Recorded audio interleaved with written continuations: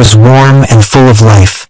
The sun was shining brightly over the roofs of the houses, casting long shadows on the streets.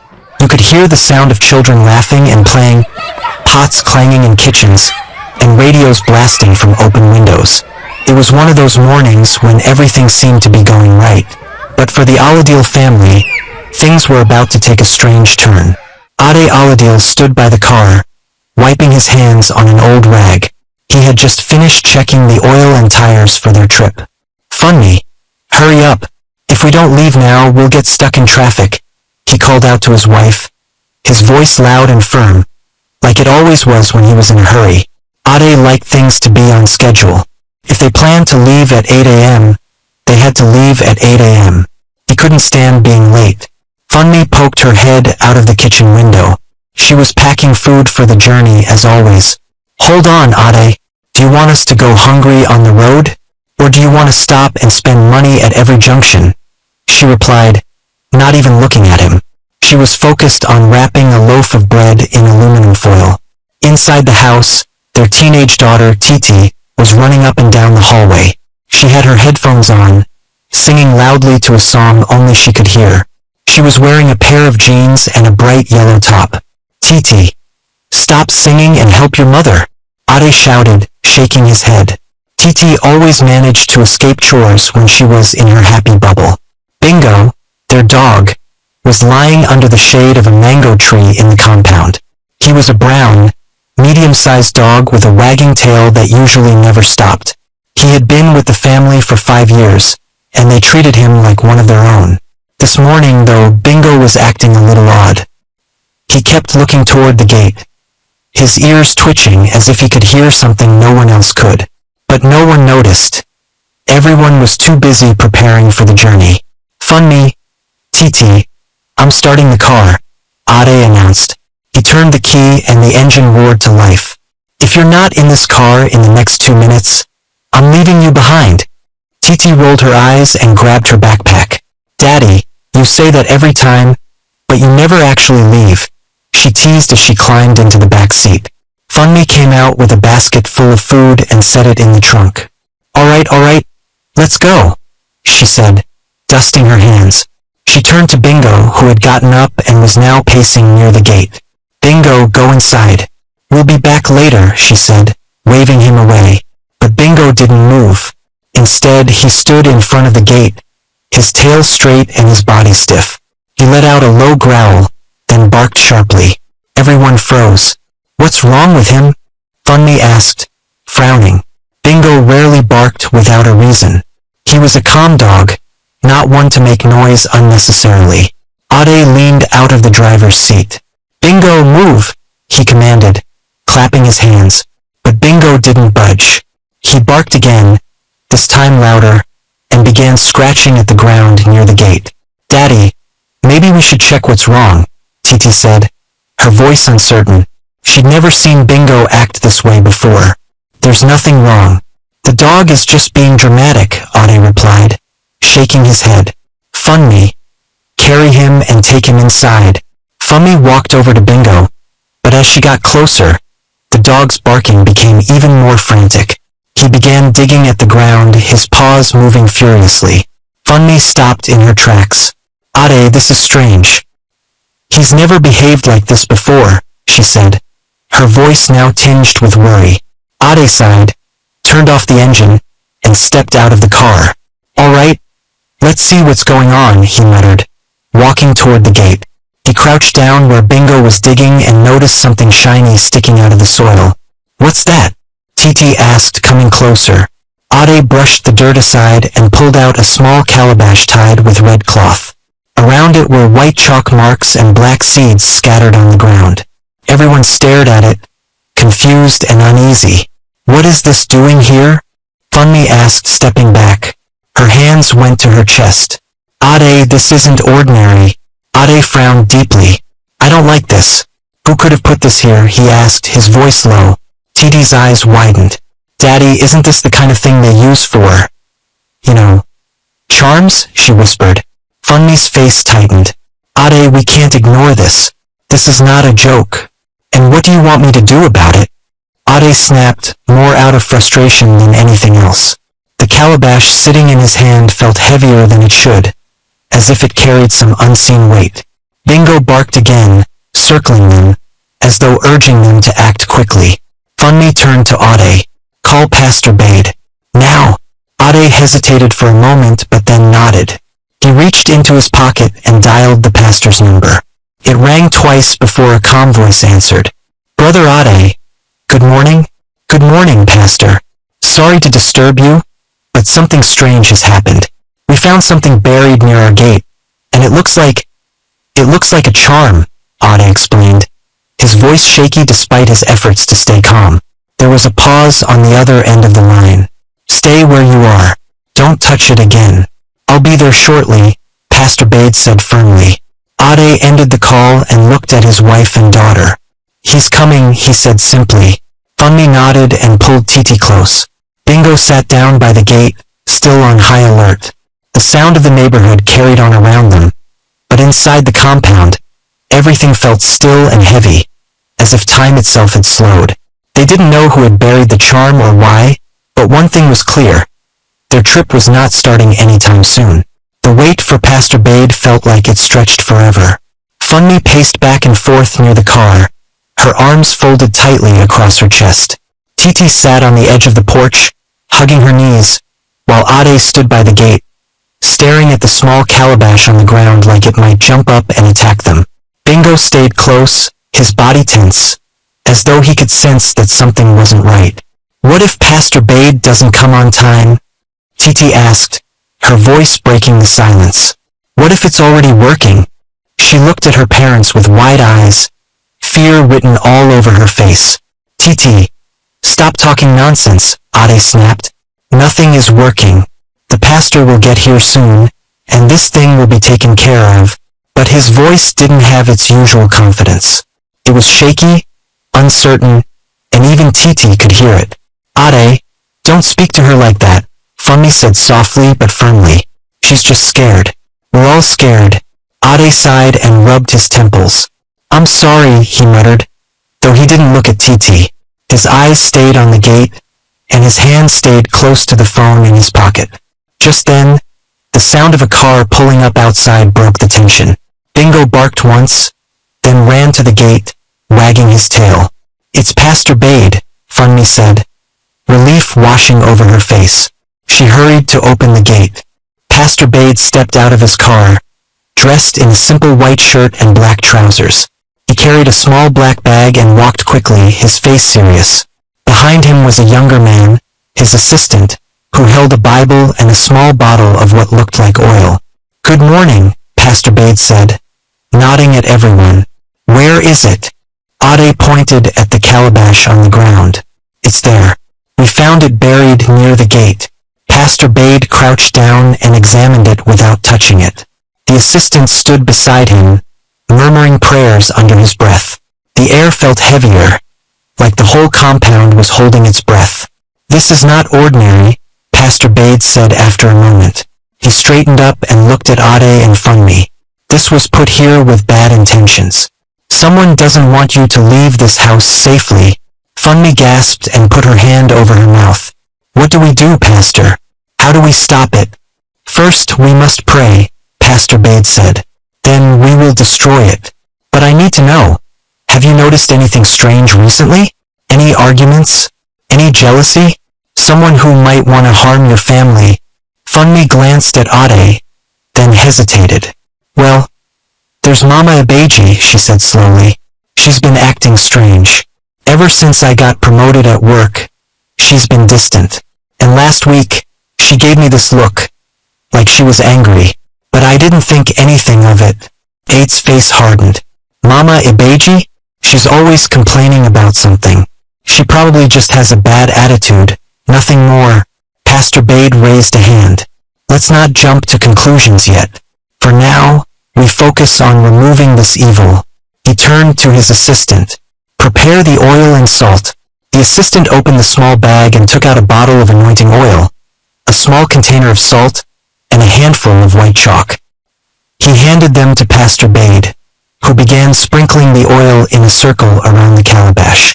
The pastor's voice was steady as he prayed, his words clear and commanding. Every evil plan against this family will fail, Pastor Bade declared. No weapon formed against them shall prosper. Funmi and Titi stood close together, their heads bowed. Ade watched silently, his arms crossed tightly over his chest. Even Bingo seemed calmer now, sitting quietly near the gate. After a few minutes, Pastor Bade stopped praying and looked at Ade. We will burn this calabash now, he said. It is the only way to break whatever power it holds. Ade nodded. Do whatever you need to do. The assistant gathered dry leaves and paper into a small pile and placed the calabash on top. He struck a match and set the pile on fire. The flames crackled and hissed, and as the calabash burned, a foul smell filled the air. Titi covered her nose. What's that smell? She asked, her voice muffled by her hand. It's the smell of the evil leaving, Pastor Bade said simply. He stepped back and waited until the fire burned out completely, leaving only ashes. When it was done, the pastor turned to the family. You are safe now, he said, but you must stay vigilant. Whoever did this may try again.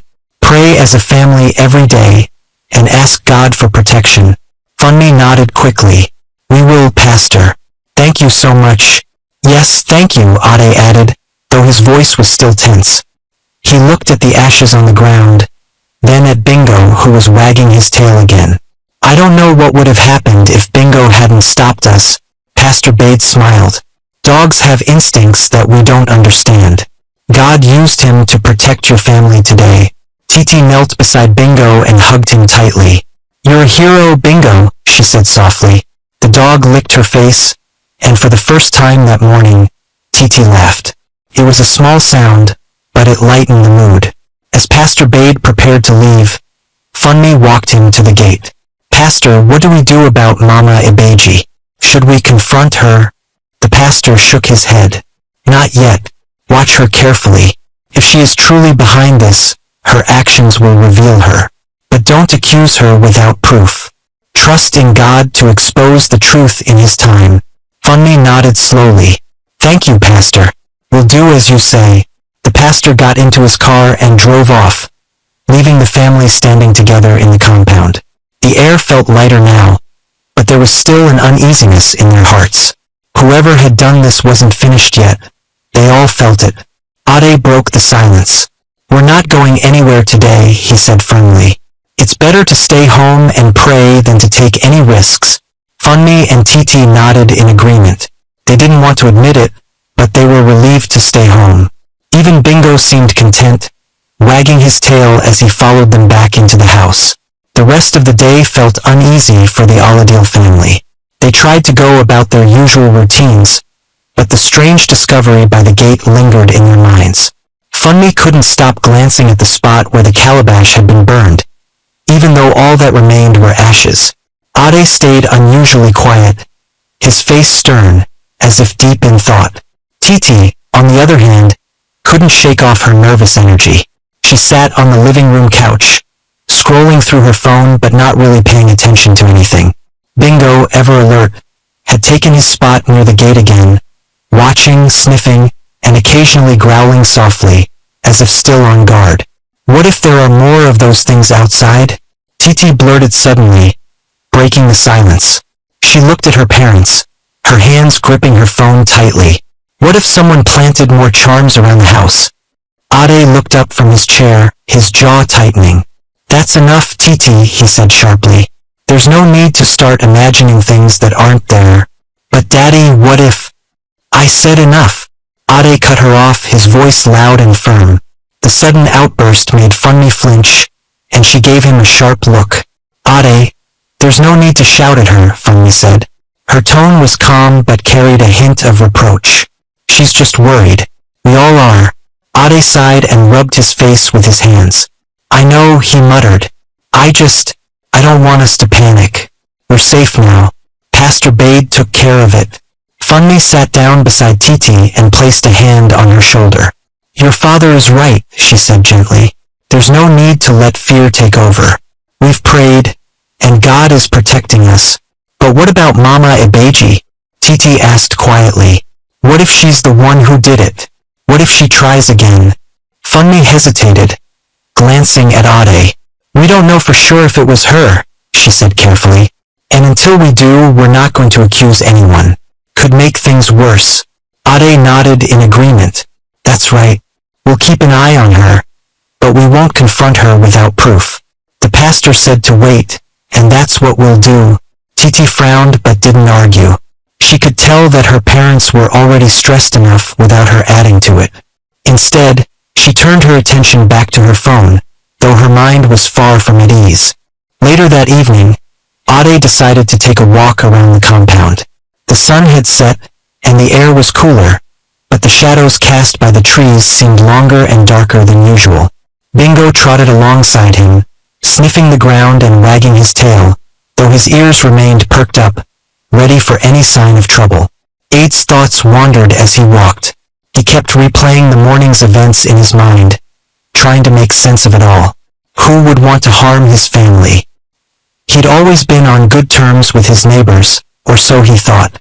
Sure, there were occasional disagreements, but nothing serious enough to warrant such an act. He stopped near the gate and stared at the spot where the calabash had been buried. The smell of the burned charm was long gone, but the memory of it lingered. Who did this? He muttered under his breath. Bingo let out a soft growl, breaking Ade's train of thought. The dog was staring toward the fence that separated their compound from Mama Abeji's house. Ade's eyes followed Bingo's gaze, but all he could see was darkness. Still, he felt a chill run down his spine. The next morning, Funmi decided to act normal, even though she felt far from it. She carried on with her usual chores, sweeping the front porch and watering the small garden near the fence.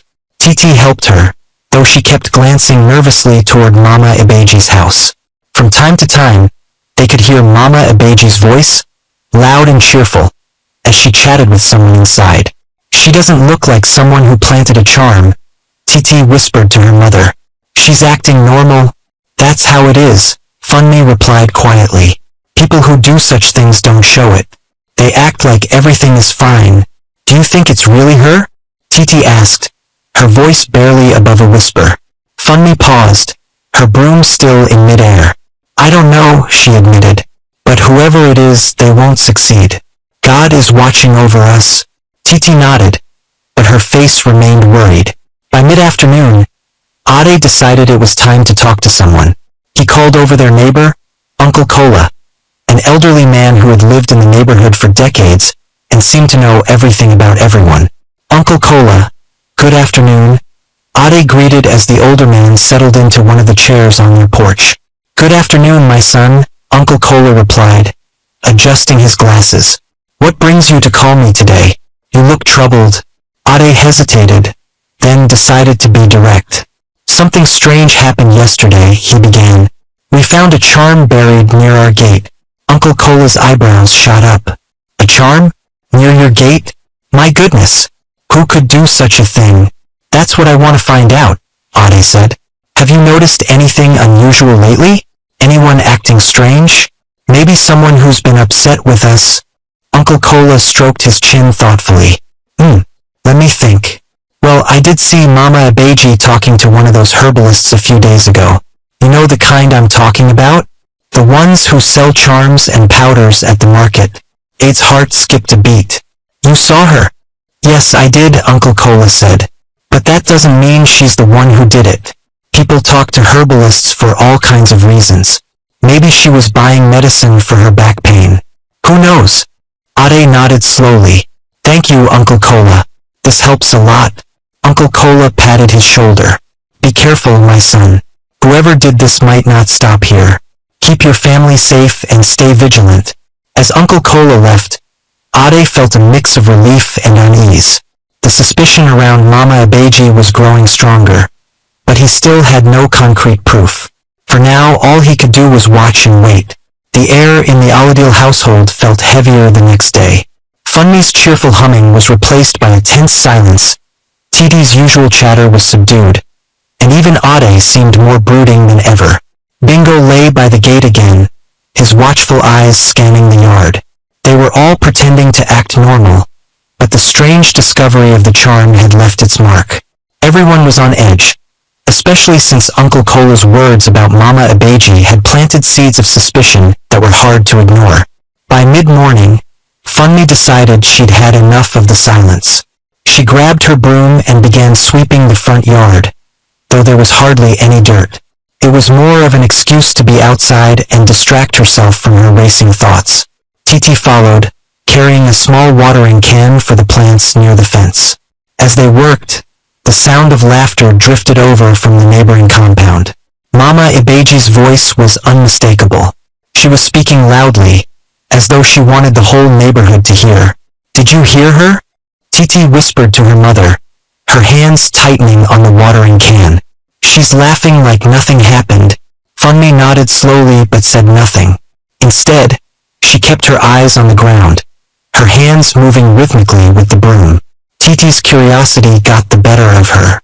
"Do you think she's the one who put it there?" Uncle Cola said he saw her talking to a herbalist. Funmi stopped sweeping and looked at her daughter. "We don't know that for sure," she said firmly. "And until we do, we won't accuse anyone. Do you understand?" "But, Mama..." "No buts, Titi. We have to be careful. Pastor Bade said to wait, and that's what we'll do. Now go and water those plants properly," Funmi said, ending the conversation. Titi sighed but did as she was told, though her mind was far from gardening. She glanced at the fence once more, hoping to catch a glimpse of Mama Abeji, but the woman's compound was quiet now. Inside the house, Ade was pacing back and forth in the living room. His phone was in his hand, but he hadn't dialed any numbers yet. He wanted to do something, anything, to get to the bottom of this. But what could he do without proof? Confronting Mama Abeji directly might make things worse, and he didn't want to stir up unnecessary trouble. "Ade, you'll wear out the floor if you keep pacing like that," Funmi said as she walked in, wiping her hands on a towel. Ade stopped and turned to her. "I can't just sit here doing nothing, Funmi. What if she tries something else? What if next time it's worse?" Funmi sighed and sat down on the couch. "I understand how you feel. I'm worried too, but we can't act without evidence. We've already asked Pastor Bade to pray for us. We just have to trust that God will protect us." "Trusting God doesn't mean we sit on our hands," Ade replied, his voice rising slightly. "We have to be vigilant. What if Uncle Cola is right? What if she's the one behind this? Should we just wait until something bad happens?" Funmi's eyes softened. "Ade, I know you want to protect us, but rushing into things might make the situation worse. We have to be smart about this." Ade sighed and sat down beside her. "You're right, but it's hard to just sit and wait. I feel like we're sitting on a ticking time bomb." Funmi placed her hand on his. "We'll get through this. Together, just like we always do." That afternoon, Titi sat on the front steps, watching Bingo as he sniffed around the yard. She couldn't shake the feeling that something else was going to happen. She didn't know what, but her gut told her they weren't safe yet. She was so lost in thought that she didn't notice Mama Abeji approaching until the older woman was standing right in front of the gate. "Titi, my dear, how are you?" Mama Abeji said with a wide smile, her hands resting on her hips. Titi blinked in surprise. Good afternoon, Mama Abeji," she said cautiously. She glanced over her shoulder, hoping her parents would come outside. Mama Abeji's eyes twinkled as she looked around the compound. "Where's your mama? And your papa? They're hiding inside." Titi frowned. "No, they're not hiding. They're busy." Busy, Mama Abeji said, shaking her head. "Well, I just came to say hello. It's been so quiet around here since yesterday. And people didn't even travel again. Abi? What happened?" Titi's heart skipped a beat. How did Mama Abeji know they had planned to travel? She forced a smile. "We just decided to stay back. That's all." Mama Abeji's smile widened. It's good to stay home sometimes. The roads these days are dangerous. You never know what can happen." Before Titi could reply, Funmi stepped out of the house, her expression calm but her eyes sharp. "Mama Abeji, good afternoon. How are you?" she said, walking over to the gate. Funmi, I'm fine. Oh, I was just greeting your lovely daughter here.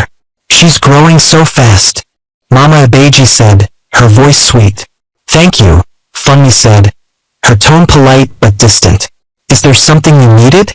Oh no, Mama Abeji replied quickly. I was just passing by and thought to say hello. It's always good to check on one's neighbors, isn't it? Funmi smiled tightly. Yes, it is. Thank you for stopping by. There was a brief, tense silence before Mama Abeji laughed lightly. Alright, I won't disturb you people. Have a good afternoon. She waved and walked away, her laughter fading as she disappeared down the street. Titi turned to her mother, her face pale. Mama, how did she know we were supposed to travel? Funmi's jaw tightened. I don't know, but we'll keep watching.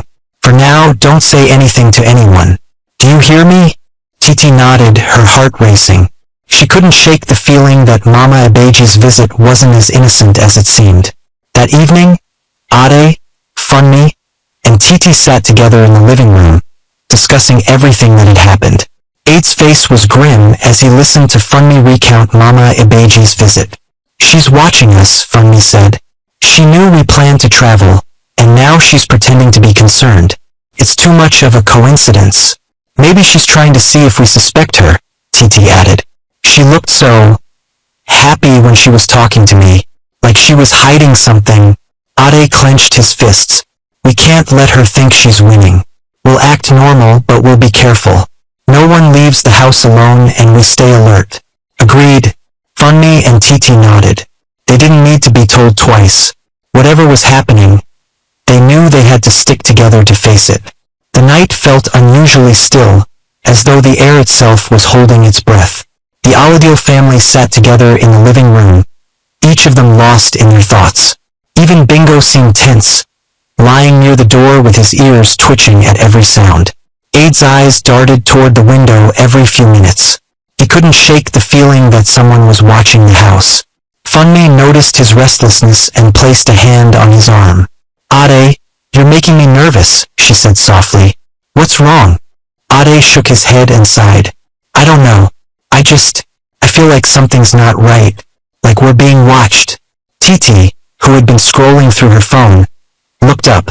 Daddy, do you think it's Mama Abeji? Do you think she's planning something else? Funmi glanced at her daughter, then at her husband. Let's not jump to conclusions, she said, though her voice lacked conviction. We don't know anything for sure. Could be nothing. Ade rubbed his temples. It doesn't feel like nothing. And the way she showed up earlier, pretending to care, is like she's testing us. She's trying to see if we suspect her. Funmi's face tightened. So what do? Do we confront her? No, Ade said firmly. We can't confront her without proof. We'll just look foolish and it might make things worse. We have to be smart about this. Titi leaned forward. What if we catch her in the act? Like, what if we set up a trap or something?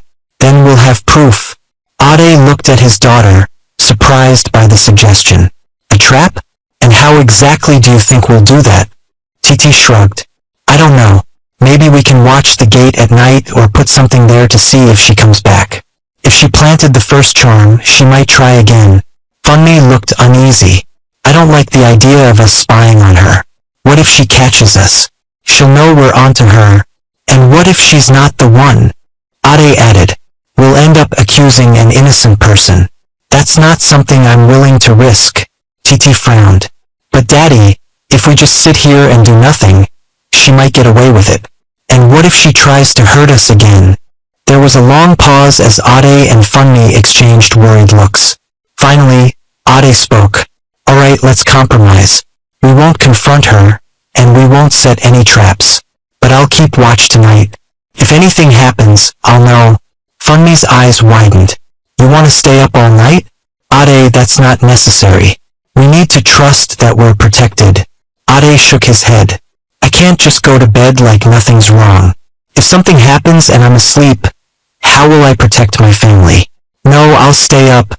Funmi sighed but didn't argue further. She knew her husband well enough to know he wouldn't change his mind once he'd made a decision. That night, after Funmi and Titi had gone to bed, Ade sat in the living room with the lights off.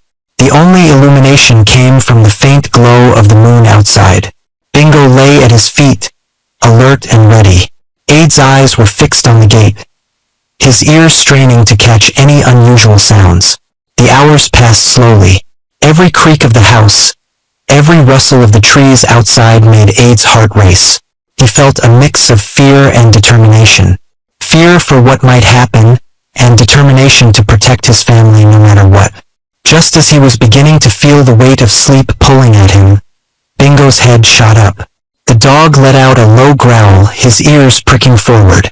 Ade's heart pounded as he followed Bingo's gaze toward the gate. There was movement. Ade squinted, his eyes adjusting to the darkness. At first, he thought it might be the wind, but then he saw it clearly. A shadow moving near the gate. Someone was there. Bingo growled louder, but Ade placed a hand on the dog's back to calm him. "Stay," he whispered, his voice barely audible.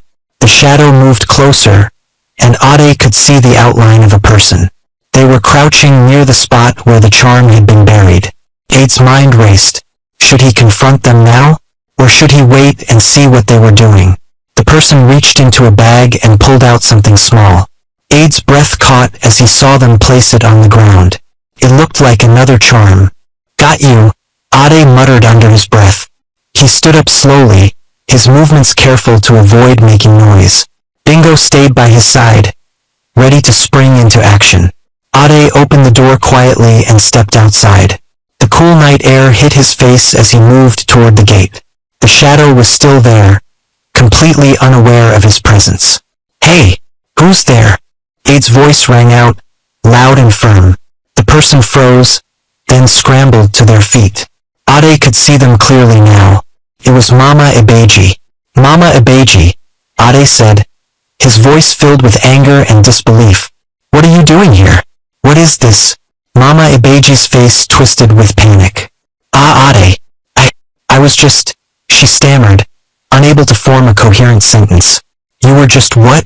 "Planting another charm," Ade demanded, stepping closer. Mama Ibeji's eyes darted around, searching for an escape.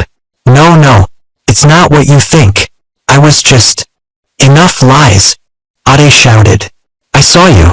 You can't deny it. What are you trying to do to my family?" The commotion woke Funmi and Titi, who rushed outside. They stopped in their tracks when they saw Mama Ibeji standing by the gate, her face pale and her hands trembling. "Mama Ibeji?" Funmi's voice was filled with shock. "What are you doing here?" Mama Ibeji's shoulders slumped. She looked down at the ground, her voice barely above a whisper. "I'm sorry. I didn't mean to hurt anyone." Funmi stepped closer, her voice sharp. "You didn't mean to hurt anyone? Then what is this?" She pointed at the small object on the ground. Mama Ibeji's eyes filled with tears. "It was jealousy," she admitted. "I was angry about your promotion. I thought it should have been me. I let my anger control me." There was a heavy silence as the words sank in. Titi stared at Mama Ibeji, her mouth open in disbelief. Funmi shook her head, her face a mix of anger and pity. Ade finally spoke. "You tried to destroy my family because of jealousy? Do you even hear yourself?" Mama Ibeji fell to her knees, tears streaming down her face. "I'm sorry. Please forgive me. I don't know what I was thinking. I'll never do it again. Please, Ade, Funmi, I beg you." Funmi looked at Ade, her eyes filled with uncertainty. "What do we do now?" she asked softly. Ade stared at Mama Ibeji for a long moment, then sighed. "We'll let Pastor Bade handle this. He'll know what to do." Funmi nodded, though her expression remained troubled. Titi reached down to pick up Bingo, holding him close as they all turned to go back inside. The night was far from over, but at least the truth was finally out. The next morning, the Aladil household was unusually quiet. Everyone seemed drained after the events of the previous night. Ade sat at the dining table, sipping his tea and staring at nothing in particular. Funmi was in the kitchen, mechanically washing dishes, her mind clearly elsewhere. Titi sat on the couch with Bingo, her arms wrapped tightly around the dog, as if he were the only thing keeping her grounded. No one wanted to be the first to speak. The weight of what had happened, seeing Mama Ibeji planting the charm, her tearful confession, hung heavy in the air. Finally, Ade broke the silence. We have to call Pastor Bade, he said, his voice firm but weary. He needs to know what happened. We can't handle this alone. Funmi dried her hands on a towel and walked into the dining room. What will the pastor do? She asked quietly. She already admitted everything. Do we really need to bring him into this? Ade frowned. Of course we do. This isn't just about her admitting what she did. There's still a charm involved. We need him to help us deal with it properly. What if she's done more than she's admitted to? Funmi hesitated, then nodded. You're right. Call him. Titi looked up from the couch. Are we going to tell the neighbors? They should know what she did. No, Ade said quickly. Not yet. Let's handle this privately first. We don't want to start a bigger problem in the neighborhood. Titi's brow furrowed. But, Daddy, what if she tries this with someone else? Shouldn't they be warned? Funmi walked over and sat next to her daughter. Titi, we need to be careful. Accusing someone publicly without proof can cause more harm than good. Let's wait and see what Pastor Bade advises. Titi sighed but didn't argue further. She leaned her head against Bingo, who licked her face in an attempt to comfort her. Later that afternoon, Pastor Bade arrived. He walked into the house with a calm but serious expression, carrying his Bible and a small bottle of anointing oil. His assistant followed closely behind, carrying a bundle of white cloth and a container of salt. Good afternoon, Pastor, Ade greeted, shaking his hand. Thank you for coming on such short notice. It's no problem, Brother Ade, Pastor Bade replied. I'm glad you called me. Tell me everything that happened. Ade took a deep breath and explained everything. The strange events leading up to the discovery of the first charm, Mama Abeji's suspicious behavior, and finally catching her red-handed the night before. Funmi and Titi added their own observations, filling in the details. Pastor Bade listened intently, nodding occasionally. When they finished, he leaned back in his chair, his face thoughtful. This is a serious matter, he said finally, but it's good that the truth has come out. Now we can take steps to ensure this doesn't happen again. What should we do, Pastor? Funmi asked. Her voice was steady, but her hands were clenched tightly in her lap. First, we need to pray over this house and the entire compound, Pastor Bade said. We need to cleanse it of any lingering evil. Then we'll confront Mama Abeji again. This time we'll do it with spiritual authority. She needs to understand the gravity of what she's done. Ade nodded. I agree. Whatever we need to do, let's do it. All right, Pastor Bade said. He turned to his assistant. Prepare the items. The assistant set to work immediately, laying out the white cloth, salt, and oil on the dining table. Pastor Bade opened his Bible and began reading aloud, his voice strong and steady. The words of the scripture filled the room, and a sense of calm began to replace the tension that had lingered since the previous night. After the prayers, they made their way to Mama Abeji's house. Pastor Bade led the way, flanked by Ade and Funmi. Titi stayed behind with Bingo, though she watched anxiously from the window. When they arrived, Mama Abeji opened the door, her face pale and drawn. She looked like she hadn't slept. Her eyes darted nervously between the pastor and the Aladil family. Good afternoon, Mama Abeji, Pastor Bade said, his voice calm but firm. We need to talk. Mama Abeji stepped aside, letting them in. Her hands trembled as she gestured for them to sit, but no one took a seat. Mama Abeji, Pastor Bade began, you know why we're here. Last night you were caught placing another charm near the Aladil's gate. You admitted to doing it out of jealousy. Do you have anything else to say? Tears welled up in Mama Abeji's eyes. Pastor, I've already said I'm sorry, she whispered. I made a mistake. I wasn't thinking clearly. A mistake. Ade's voice was sharp. You call trying to harm my family a mistake? Do you even understand what you've done? Brother Ade, Pastor Bade said gently, placing a hand on his arm. He turned back to Mama Abeji. This is not just about saying sorry, Mama Abeji. What you did was dangerous and could have had serious consequences. Do you realize that? Mama Abeji nodded quickly. Yes, Pastor. I realize it now. I'll never do anything like this again. Please, I beg you. Forgive me. Pastor Bade's eyes softened, but his tone remained firm. Forgiveness is important, but so is accountability. You need to make things right. Are there any other charms you've placed? Anywhere else in the neighborhood? Mama Ibeji hesitated, then shook her head. No, Pastor. Only the ones near their gate. I swear. You must destroy any materials you used for this, Pastor Bade said. And you will need to apologize to the Aladil family in front of the entire neighborhood. They deserve that much. Mama Ibeji's eyes widened. The whole neighborhood? She repeated, her voice trembling. Yes, Pastor Bade said. What you did didn't just affect them. It brought a spirit of fear and distrust to this community. Everyone needs to hear the truth so healing can begin. Mama Ibeji looked down, tears streaming down her face.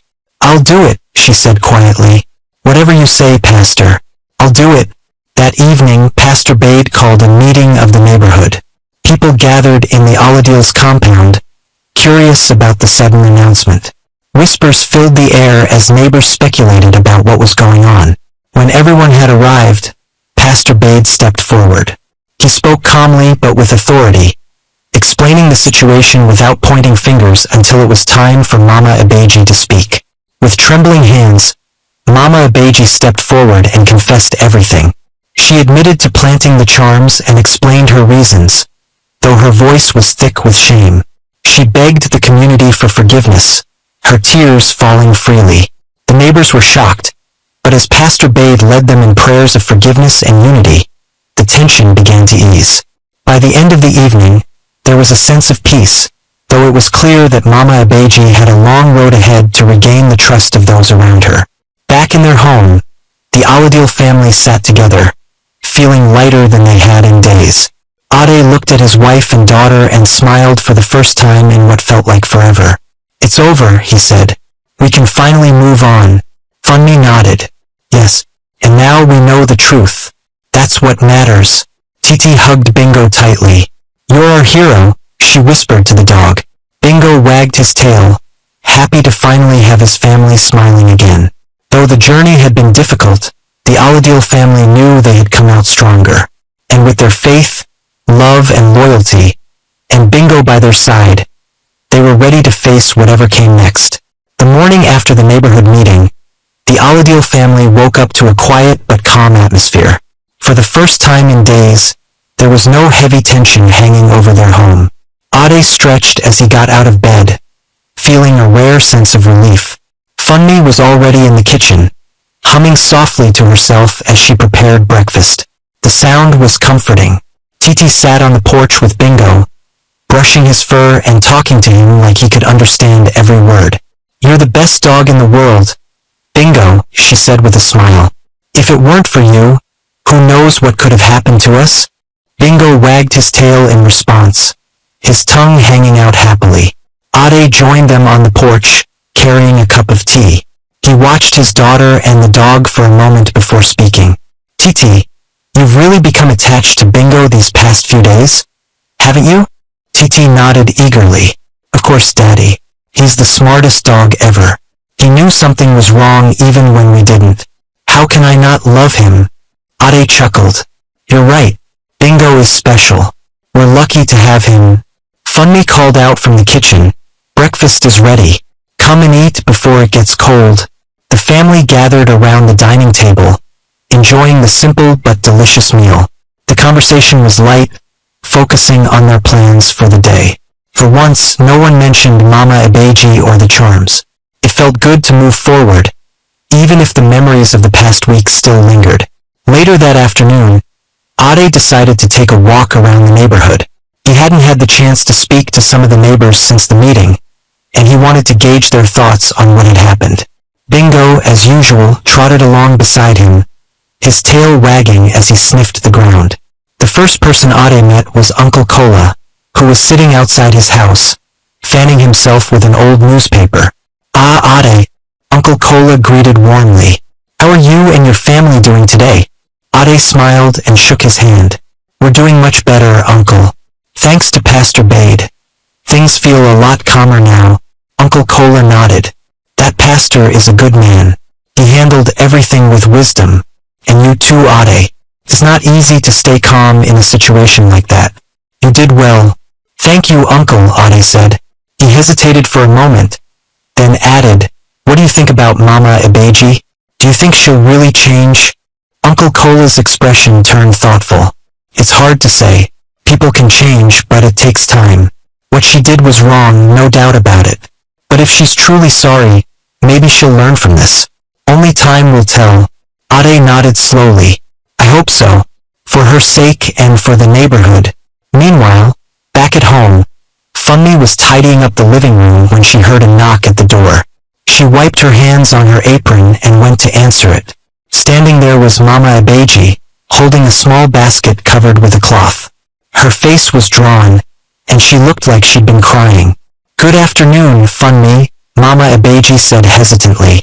Funmi's first instinct was to close the door, but she took a deep breath and forced herself to remain calm. Good afternoon, Mama Ibeji. What can I do for you? Mama Ibeji held out the basket. I brought this for you. Some bread I baked this morning. Just a small token to say I'm sorry. Funmi stared at the basket for a moment, unsure of what to do. Finally, she took it, her expression unreadable. Thank you, she said simply. Funmi. Please, Mama Ibeji said, her voice trembling. I know I've hurt you and your family. I don't know if you can ever forgive me, but I'm truly sorry. I let my jealousy get the better of me, and I've learned my lesson. I just want to make things right. Funmi's grip on the basket tightened.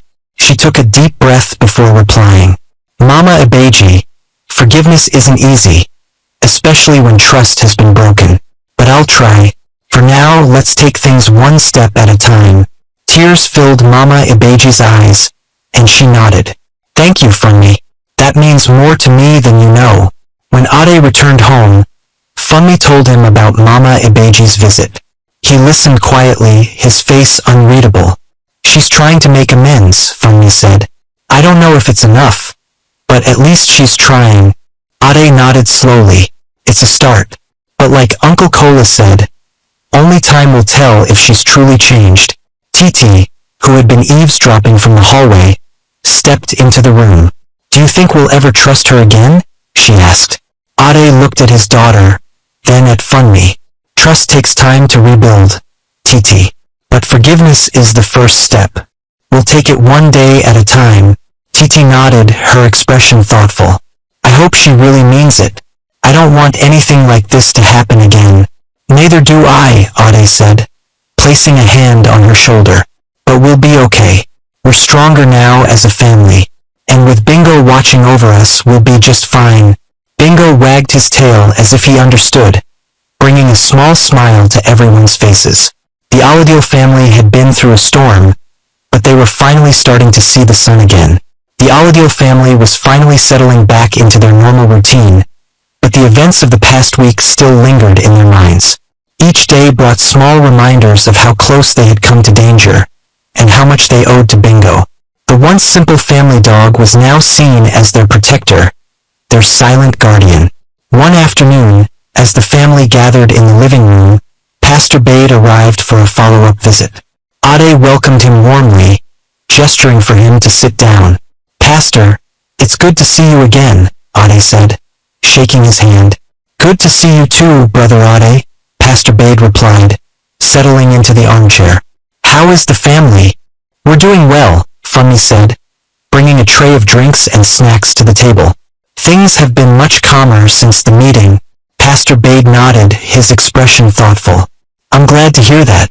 I wanted to check in and see how you're all holding up. Situations like this can leave emotional scars, even after the physical danger is gone. Titi, who had been sitting quietly on the couch, spoke up. Pastor, do you think Mama Ibeji will really change? I mean, she said she was sorry, but what if she tries something again? Pastor Bade leaned forward, his tone gentle but firm. Titi, forgiveness is a choice we make, even when we're not sure if someone deserves it. Mama Ibeji's actions were wrong, but she's taken the first step by admitting her mistake. Whether she changes or not is between her and God. What matters is that your family has chosen to forgive her and move forward. Titi nodded slowly, though she still looked unsure. It's just hard to trust her after everything that happened. That's understandable, Pastor Bade said. Trust takes time, but holding on to anger or fear will only hurt you, not her. Forgiveness doesn't mean forgetting what happened. It means letting go of the power it has over you. Ade exchanged a glance with Funmi, who nodded in agreement. Pastor is right, Ade said. We've made the choice to forgive, and we'll take things one step at a time. After Pastor Bade left, the family decided to spend the rest of the day together. Funmi suggested they take Bingo for a walk around the neighborhood, a small gesture to show their gratitude for his loyalty. Titi eagerly grabbed Bingo's leash, and the family set off down the street. As they walked, neighbors greeted them warmly. It was clear that the meeting had left an impression on the community. People were more open, more willing to engage with one another. Even Uncle Kola waved them over for a quick chat. Ah, the Aladil family, Uncle Kola called out, his voice full of cheer. Out for a walk, eh?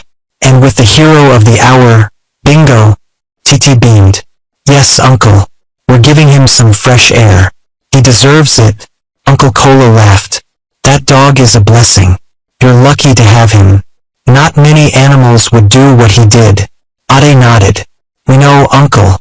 Bingo saved us in ways we'll never forget. Uncle Kola's expression grew serious.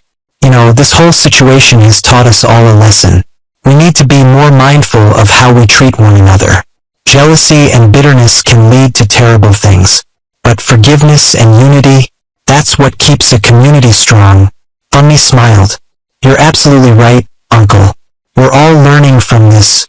As they continued their walk, they passed by Mama Abeji's house. She was sitting on her porch, peeling yams and looking lost in thought. When she noticed the Aladil family, she hesitated, then gave a small wave. Funmi stopped and waved back, nudging Ade to do the same. Titi looked uncertain but managed a polite nod. Mama Abeji's face softened, and she stood up, wiping her hands on her wrapper. Good afternoon, she said, her voice tentative. Good afternoon, Mama Abeji, Funmi replied, her tone kind but measured. There was a moment of awkward silence before Mama Abeji spoke again. Thank you for giving me another chance. I know I don't deserve it, but I'll do my best to make things right. Ade stepped forward, his expression serious but not unkind. We're all trying to move on, Mama Abeji. Let's leave the past where it belongs and focus on being better neighbors to each other. Mama Abeji nodded, tears glistening in her eyes. Thank you, Ade. Thank you, Funmi. And Titi, I'm sorry for what I put your family through. Titi hesitated, then said quietly, it's okay, Mama Abeji. Just don't do anything like that again. The older woman placed a hand on her chest. I promise. Never again. When the family returned home, the sun was beginning to set, casting a warm golden glow over the neighborhood. They sat on the porch together, watching Bingo chase after a butterfly in the yard. For the first time in days, laughter filled the air. Do you think things will ever go back to normal? Titi asked, leaning against her mother. Funmi smiled and kissed her daughter's forehead. Normal might look a little different now, but that's okay. We're stronger because of what we've been through. And as long as we stick together, we'll be just fine. Ade nodded in agreement. This is our fresh start. No more looking back. Only forward. Bingo trotted over and plopped down at Ade's feet, letting out a contented sigh. Titi reached down to scratch behind his ears, her smile growing wider. Bingo, you really are the best dog ever, she said softly.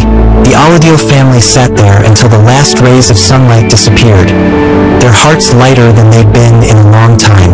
It wasn't just the end of a difficult chapter. It was the beginning of a brighter, stronger future for them all.